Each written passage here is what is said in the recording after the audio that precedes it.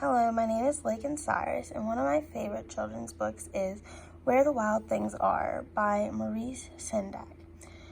I currently do not have the book with me, so I'm using a picture from the internet.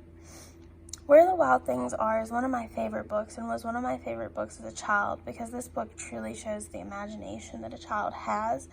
And as a child, I had a wonderful imagination and was always imagining things when I was playing. This book talks about the main character going to bed without his dinner. While in his room, he imagines that his room turns into a forest, and then he sails off to another land. At this land, he meets the wild things. And when meeting the wild things, they're terrified of him and say that he's the greatest wild thing of all. He becomes the king of the wild things, and they have some fun until he sends the wild things to bed.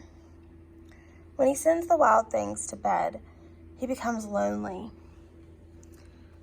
He decides to sail back home so he will not be lonely. The wild things do not want him to leave, but he ends up leaving anyway. When he gets back to his room, he finds his supper waiting for him. This book truly shows imagination and a family's love, and I really enjoyed that as a child, and still to this day I really enjoy this book, and I hope to share this book with my future students.